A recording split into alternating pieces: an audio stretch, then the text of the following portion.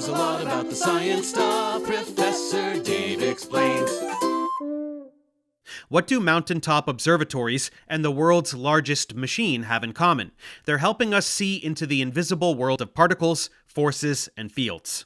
They're helping us learn about the standard model of particle physics. It's the most successful theory in the history of science for a reason. It can describe many different phenomena. It doesn't just show up in equations or Feynman diagrams, but rather all around our universe. This means that there are a lot of different things that can be observed as experimental tests of the standard model. Long before we built colliders or particle accelerators, the universe was already smashing particles together with far more energy than we can generate in a lab.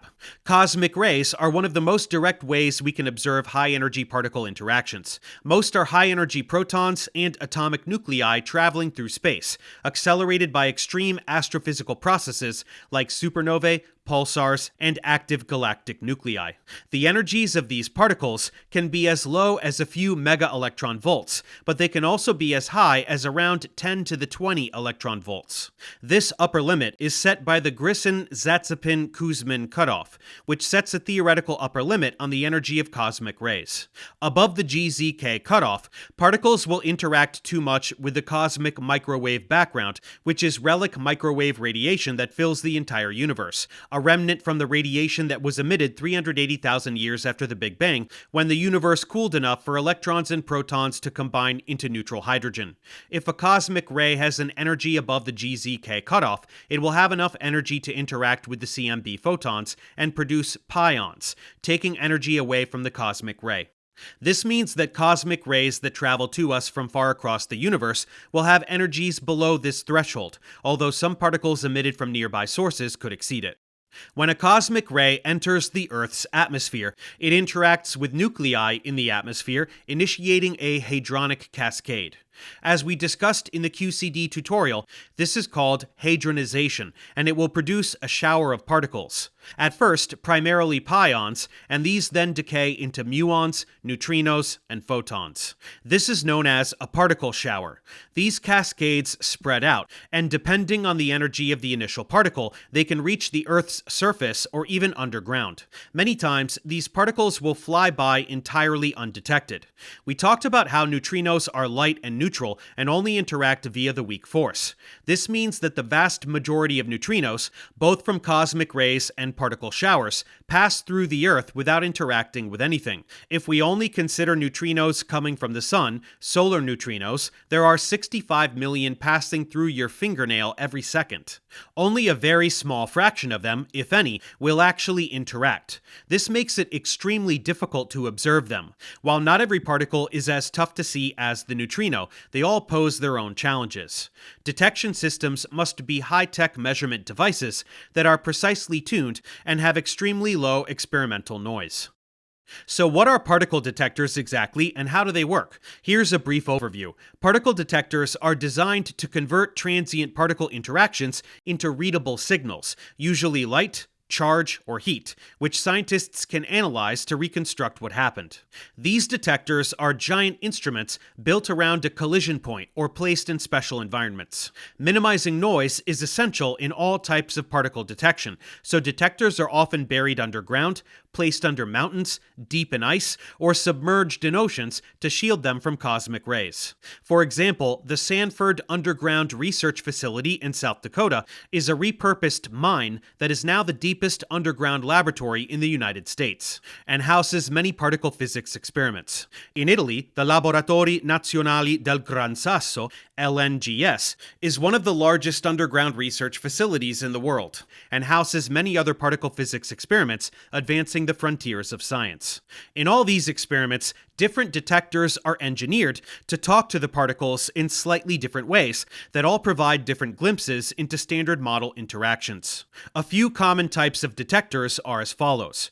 Tracking detectors. These track charged particles by recording their paths through an electromagnetic field, where momentum can be calculated from curvature via the Lorentz force, which is equal to charge times the electric field, plus charge times the cross product of velocity and the magnetic field.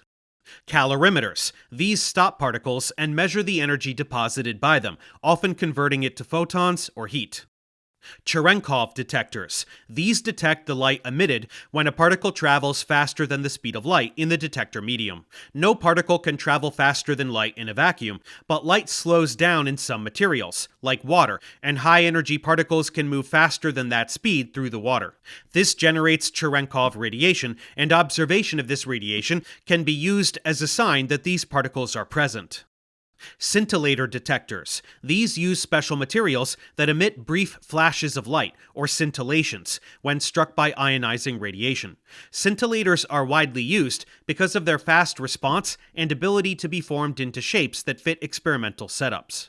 They can be liquid, gaseous, or other more exotic materials. Time projection chambers, or TPCs. These capture a three-dimensional image of a particle track by the particle ionizing a gas or liquid, and then an applied electric field pushing the electrons to one of the many readout planes. The drift time and which planes the electrons are read out from give a three-dimensional position measurement. Semiconductor detectors. These use solid-state materials, usually silicon or germanium, to directly detect charged particles. When a particle passes through the detector, it creates electron-hole pairs, electrons being the free negative charges and holes being the free positive charges, that can drift around the semiconductor. An applied electric field then pushes these charges towards electrodes, producing a measurable electrical signal. Photomultiplier tubes, or PMTs. These are very sensitive light detectors that amplify weak light signals. These are often combined with other detector types to pick up emitted photon signals. Back in the days of bubble chambers and the Large Electron-Positron Collider, the collider at CERN before the LHC, measurements were less precise and limited by the detection technologies of the time. Today, operation of these finely tuned machines requires high-level engineering. Timing systems must be synchronized to billionths of a second. Cryogenics are used to reduce thermal noise and maintain superconducting magnets, and data systems must be capable of handling massive amounts of information every second. One of the most important parts of particle detection is data acquisition and readout.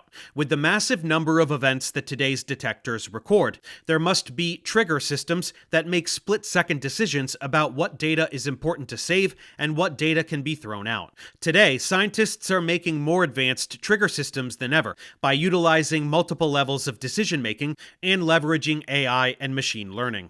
Through all of these technological developments, experiments around the world are studying fundamental particle physics every day. ATLAS, CMS, IceCube, SuperK, Legend, Cupid, KM3Net, Dune, and many other large experiments are probing the standard model to test if it continues to accurately describe our universe, as well as going beyond the standard model and attempting to discover new physics. In the next few tutorials, we'll talk about a few of these experiments and the mysteries they hope to solve.